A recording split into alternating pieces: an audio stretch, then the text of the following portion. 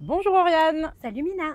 bonjour à toutes et à tous et bienvenue dans notre deuxième vidéo de notre tout nouveau format sur le business et le management. Alors Oriane, de quoi on parle aujourd'hui? Aujourd'hui, on parle d'un sujet super important pour tous les managers, entrepreneurs, solopreneurs, dirigeants de TPME, la structuration d'entreprise. Alors ça peut paraître un énorme sujet comme ça, surtout très tabou, mais aujourd'hui, on parle de vous, de votre quotidien et surtout de comment on va pouvoir facilement l'améliorer. C'est parfait. Avant d'entrer dans le vif du sujet, je vous rappelle de ne pas oublier de vous abonner à notre page YouTube ou à nous suivre sur nos réseaux sociaux, sur LinkedIn ou sur Instagram. Et vous retrouverez tous les liens en dessous de cette vidéo. C'est parti? C'est parti! Alors, aujourd'hui Oriane, comme tu nous l'as dit, on va parler structuration d'entreprise. On va essayer de ne pas perdre de temps. Je pose la question cash. À quoi ça sert de structurer son entreprise? Parce qu'une entreprise qui n'est pas structurée, c'est un dirigeant qui court partout. Voilà, un patron qui fait tout, qui est au four, au moulin. Peu importe l'entreprise que vous dirigez aujourd'hui, vous pouvez être boulanger, poser du carrelage ou avoir une entreprise dans la finance ou dans l'immobilier.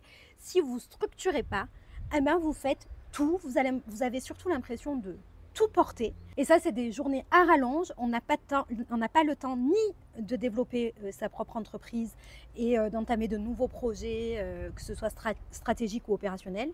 Et on a encore moins du temps pour soi. Tout à fait. D'ailleurs, ça me fait rebondir, parce que comme tu le dis, souvent les entreprises qui sont mal structurées, c'est des patrons qui sont souvent sous l'eau. Donc la première réponse qu'on vient rencontrer, c'est « Ah non, mais je n'ai pas le temps de structurer mon entreprise ». En soi, c'est vrai que ça prend du temps. Mais si tu ne prends pas ce temps-là pour structurer, eh bien, tu vas le perdre par la suite et tu vas rentrer vraiment dans un cycle, un cercle vicieux qui va toujours t'empêcher d'avoir du temps et toujours t'empêcher d'évoluer. Ok, donc si je résume bien, à tous les patrons qui disent qu'ils n'ont pas le temps de structurer, tu leur réponds, mais si vous ne le faites jamais, vous n'aurez jamais de temps. C'est exactement ça. Donc si je comprends bien, structurer son entreprise, ça va surtout permettre aux dirigeants de gagner du temps pour pouvoir s'occuper d'autres activités au sein de l'entreprise. C'est bien ça. Ok. Donc imaginons aujourd'hui, je suis chef d'entreprise, je souhaite structurer mon entreprise. Par quoi je commence? Ça va commencer par 3 piliers. Le premier, c'est très simple, c'est la vision claire de ton rôle à toi. Qu'est-ce que tu vas apporter à ton entreprise en tant que dirigeant? Quelle est ta valeur? Le deuxième point... Alors, donc, premier point, vision claire. Voilà. Le deuxième point, c'est la cartographie des rôles. Alors, attention, ça peut aller de 1 à 10 salariés, 15, 20. Après, on peut renouveler le process indéfiniment. Vraiment, la cartographie des rôles. Qui fait quoi, quand, comment et pourquoi. Ok. Donc, point numéro 2, cartographie et identification des rôles de chacun. Tout à fait. Et le troisième pilier, c'est la mise en place de systèmes et de process. Alors attention, c'est un mot qui fait un petit peu peur, les process. Ça peut être des choses très très simples, sans outils forcément très évolués ou très spécifiques, mais simplement des fois avec un tableau Excel, on peut faire des miracles. Troisième point, création de process. Ok, mais concrètement, ça veut dire quoi? Que je dois poser noir sur blanc tout ce que je dois faire, tout ce que je dois déléguer, tout ce que je vais devoir faire? Comment ça marche? Exactement. Ça va passer par un état des lieux, un diagnostic de l'actuel ou bien de ce que tu veux créer si tu es dans une phase de création d'entreprise, vers où je veux aller. Donc pour ça, il faut bien identifier ce qui est existant de manière à pouvoir mettre le doigt vraiment précisément sur les points à améliorer. Ok, donc ça c'est très important, ce que vient de dire Oriane, c'est important que tout le monde le garde en tête. Pour pouvoir évoluer, il faut être au clair avec son état de lieu actuel. Vous devez avoir une vision claire et honnête de la situation actuelle de votre entreprise. Surtout honnête, parce que c'est vrai que quand on est dans ce genre de situation, on a tendance à se voiler un petit peu la face en se disant non mais ça va, pour moi ça fonctionne, ou non mais ça va, je le fais bien. À un moment donné, il faut prendre le taureau par les cornes et se mettre en face de la réalité et de ses responsabilités. Parce que si on ne fait pas ce travail-là, tout ce qu'on va mettre en place derrière, malheureusement, ça ne fonctionnera pas. Ok, donc on garde bien en tête qu'il faut avoir une vision claire et surtout honnête. Alors ok, donc un état des lieux clair et honnête sur la situation d'une entreprise. Mais par exemple, pour toi qui accompagne aujourd'hui justement des entreprises, des dirigeants de TPE, PME dans la structuration de leur entreprise, quelles sont les douleurs qui reviennent le plus régulièrement? Alors, il y en a beaucoup, mais il y en a 4 que j'identifie assez régulièrement, voire même systématiquement. Ça va être, premièrement, ils ne savent pas déléguer. Donc, ils délèguent pas du tout, voire très mal, en fonction des situations. Ils travaillent énormément, donc c'est des journées de 10-12 heures. Donc, au final, plus aucun équilibre vie pro, vie perso. Il n'y a pas de vision, ou plus de vision, parce qu'au fil des mois, et ben, dans le quotidien, tout ça, les choses se sont accumulées, on s'est un petit peu perdu dans la masse. Donc la vision et l'objectif, on ne sait plus trop où ils se positionnent. Et surtout, ils se payent mal ou alors pas à la hauteur de leur investissement. C'est-à-dire qu'aujourd'hui, quand on est dirigeant de TPME et qu'on travaille 60-70 heures par semaine, il faut réussir à se payer, et il faut réussir à se payer à la hauteur de son investissement. Et ça, souvent, c'est un gros sujet de frustration. Ah oui, puis j'imagine qu'en plus, cette dernière problématique est en lien avec le fait que si le dirigeant n'est pas organisé, il va culpabiliser parce qu'il va essayer de tout prendre pour lui, en fait, se rajouter des tâches au lieu de simplement essayer de les organiser, comme tu dis, d'apprendre à déléguer justement. Comment tu l'analyses, toi, ça, aujourd'hui, la culpabilité du dirigeant? C'est quelque chose de très difficile, puisque le dirigeant, de facto, a un rôle à responsabilité, et c'est lui qui porte l'entreprise. Alors, quand on est tout seul, c'est un fait, mais quand on a une entreprise, ne serait-ce qu'avec un seul salarié, quand on est dirigeant, on a la responsabilité de cette personne-là. Et ça, ça implique le fait qu'on veuille tout prendre sur ses épaules, tout gérer, tout diriger, arriver à tout faire. Voilà, je suis dirigeant, c'est ma responsabilité, il faut que je fasse tout, il faut que j'y arrive. C'est pas la bonne solution. Ça implique quoi? Ça implique que je vais me réveiller à 3 heures du matin en me disant oh, j'ai oublié d'appeler le client, oh, j'ai oublié de faire signer le planning à Jean-Michel. Oh là là, mais qu'est-ce qui va se passer si je fais pas le SAV du client, machin, il va pas être content, je vais avoir un mauvais avis Google. Voilà, aujourd'hui, le quotidien des personnes que j'accompagne, c'est ça. C'est se réveiller à 3 heures du matin pour des tâches pour lesquelles ils auraient pu déléguer ou s'organiser autrement. Donc, tu veux dire qu'un dirigeant qui aujourd'hui apprend et se fait accompagner pour bien structurer son entreprise, ça va lui permettre d'éviter les réveils à 3 heures du matin pour une tâche oubliée, rendre plus apaisé, plus paisible la gestion d'équipe et le travail de ses salariés au sein de son entreprise, et en plus lui faire gagner du temps sur son quotidien? Mais c'est exactement ça. Quand tu passes, en fait, c'est très simple. Si tu fais le cumul de toutes ces petites minutes, de toutes ces heures qui sont perdues dans des tâches chronophages ou sans réel objectif ou qui ne s'intègrent pas dans une vision plus large, forcément tu gagnes du temps, et beaucoup de temps. Pour te citer une étude McKinsey, tu peux gagner jusqu'à 1 jour et demi par semaine, 30% de ton temps en tant que dirigeant de TPME. Tu peux l'économiser. Alors après, à toi de voir si tu veux le réinvestir dans ta société en toi te positionnant vraiment avec une vision plus stratégique, nouveau développement de projet, carrément faire gaper ta société avec quelque chose de beaucoup plus grand. Ou si tu veux utiliser ce temps justement pour équilibrer un petit peu avec ta vie perso et prendre du temps pour toi, pour ta famille, pour tes loisirs, ce que tu aimes faire, partir en vacances. Donc vous avez bien entendu, 1,5 jours de gagner sur votre planning hebdomadaire. Alors en tant que chef d'entreprise, on le sait à quel point c'est important et que chaque minute compte. Le temps, c'est quand même beaucoup plus important que l'argent. Donc là, 1,5 jours de gagner en structurant votre entreprise. Alors je rebondis sur ta dernière phrase.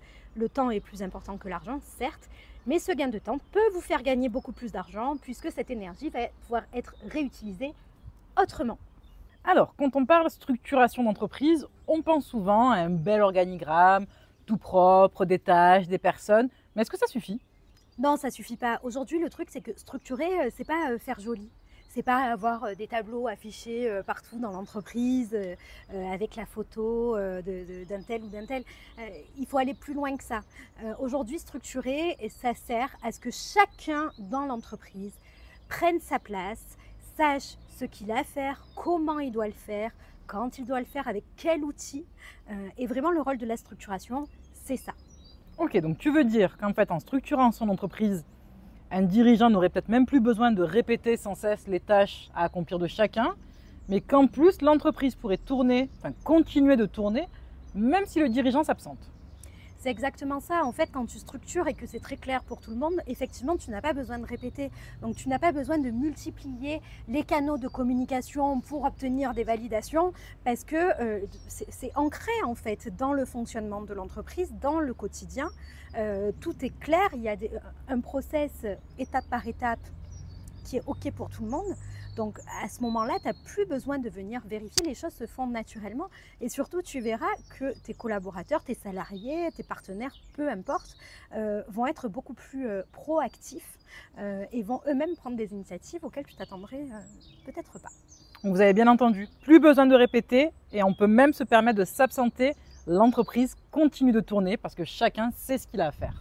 Ouais, c'est surtout ça. Et puis, alors j'ai rencontré quand même ce cas plusieurs fois.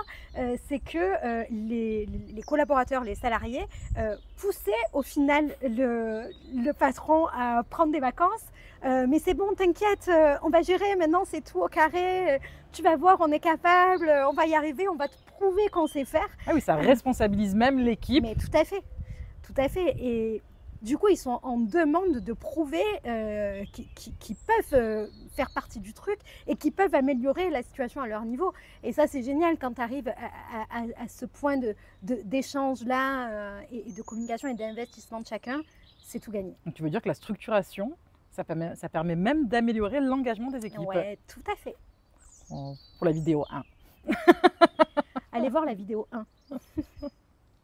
Alors ok, donc si je résume un petit peu, structurer son entreprise, ça permet de gagner du temps, Ouais. que chacun ait une vision claire des tâches à accomplir, donc plus besoin de répéter, Ouais, ok, et ça favorise même l'engagement des équipes. tout à fait. Ok, donc si maintenant on a un chef d'entreprise, une chef d'entreprise qui se reconnaît et qui se dit bon ok, j'ai besoin d'aide, comment ça se passe?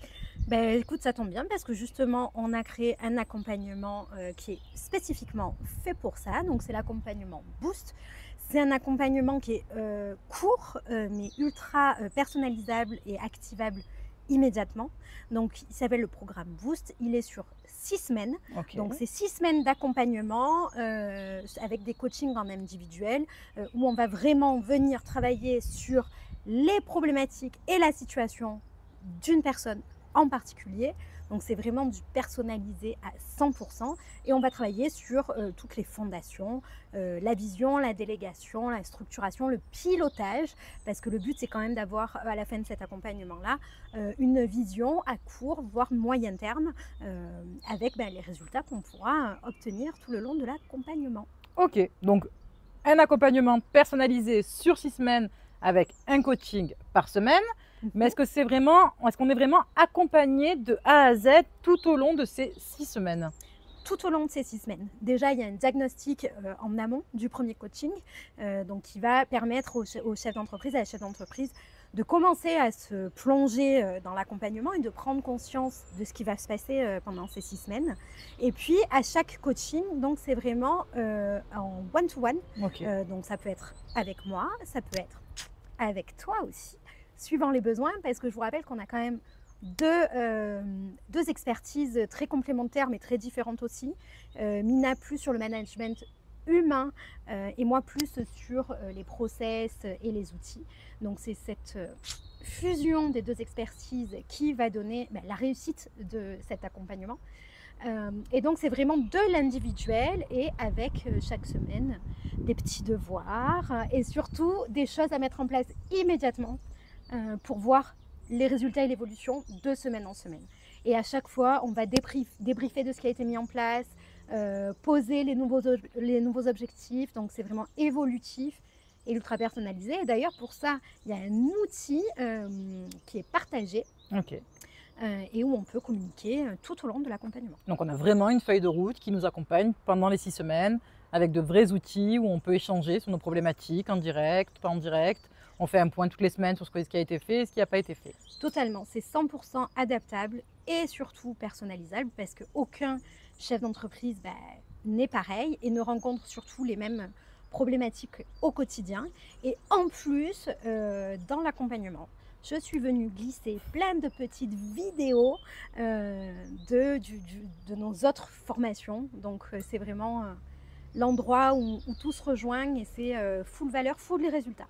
Ok, donc petit résumé, la formule Boost, un accompagnement 6 semaines, un coaching one-to-one chaque semaine avec Oriane ou moi-même, avec une feuille de route et des outils qui nous permettent de noter ses évolutions, de noter ses défis, ses progressions, ses exercices. Et en plus, tu as rajouté des bonus à l'intérieur. J'ai rajouté plein de choses. Alors, si vous voulez des infos sur cet accompagnement, je mets le lien en dessous de cette vidéo. Donc, vous l'avez compris, structurer, ce n'est pas un luxe. C'est un indispensable aujourd'hui pour les chefs d'entreprise pour éviter de vous perdre sous le poids du travail. On le répète assez souvent avec Oriane, les chefs d'entreprise, vous êtes le premier actif de votre entreprise.